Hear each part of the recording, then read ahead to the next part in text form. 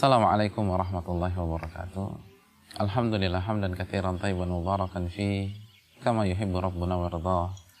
Wassalatu wassalamu ala nabiyyina Muhammad wa ala alihi wa sahbihi wa man sara ala nahjihi bi ihsanin ila yaumil amma ba'd. Saudaraku yang dirahmati oleh Allah Subhanahu wa taala. Pernahkah kita membeli sebotol air mineral seperti ini di sebuah warung kaki lima atau warung pinggir jalan?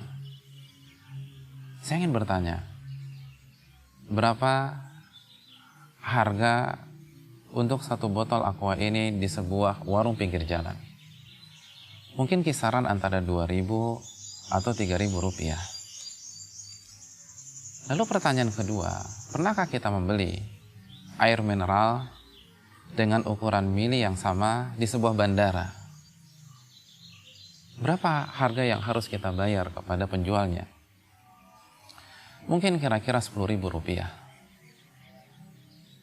Lalu pernahkah kita membeli air mineral dengan mili yang sama di sebuah restoran bintang 5? Berapa biaya yang harus kita keluarkan? Ternyata harganya melambung tinggi.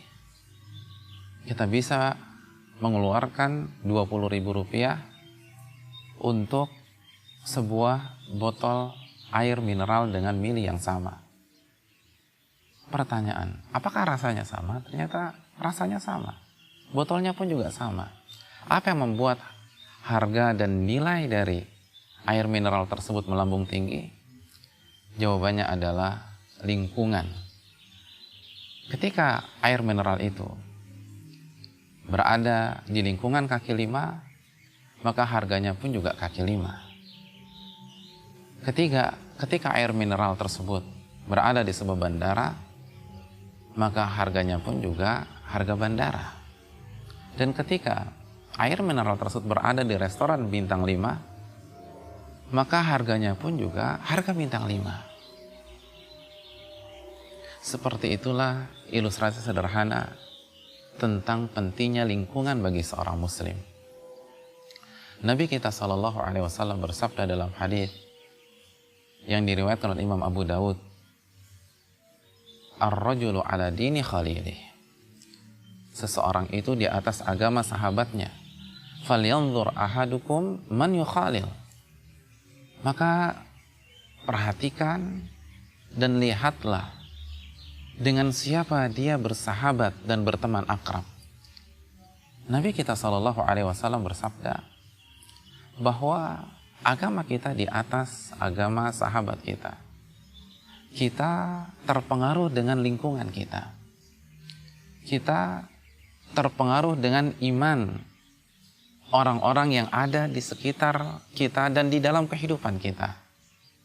Ketika hari-hari kita habiskan dengan orang-orang yang imannya kaki lima, maka kita akan mengikuti iman kaki lima. Dan apabila setiap hari kita bergaul dengan orang-orang yang imannya bintang 5, maka iman kita pun akan bintang 5. Al-mar'u ala dini khalili falyanzur ahadukum man yukhalil.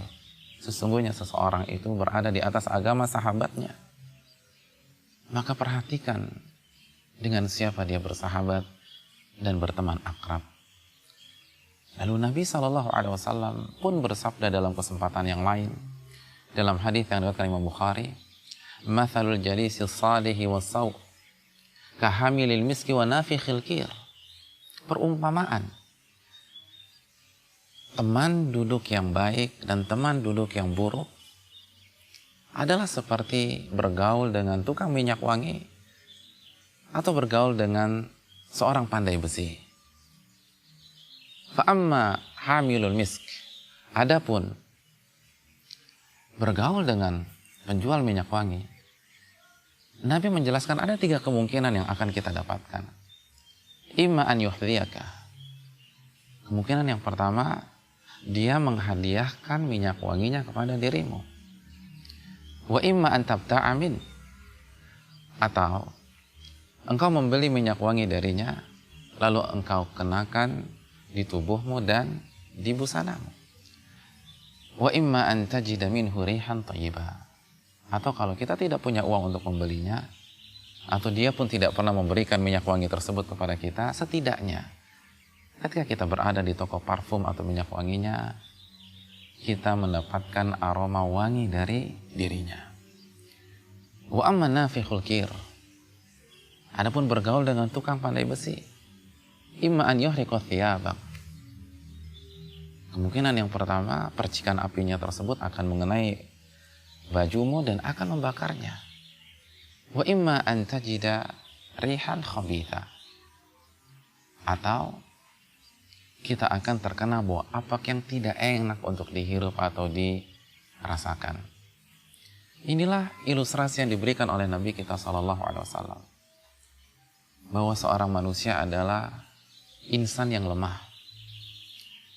Dan salah satu bentuk kelemahannya, dia sangat terpengaruh dengan lingkungannya. Oleh karena itu, saudaraku yang dirahmati oleh Allah Subhanahu wa Ta'ala, jika kita ingin menaikkan nilai iman kita dan memuncakkannya, lalu jika kita ingin menjaga keistiqomahannya, maka bergaulah dengan sahabat-sahabat yang baik. Bergaulah dengan orang-orang yang mengingatkan kita agar senantiasa berzikir kepada Allah, agar kita senantiasa sujud dan rukuk kepada Allah, agar kita berusaha menahan lapar dan dahaga dalam bingkai puasa kepada Allah Subhanahu wa Ta'ala.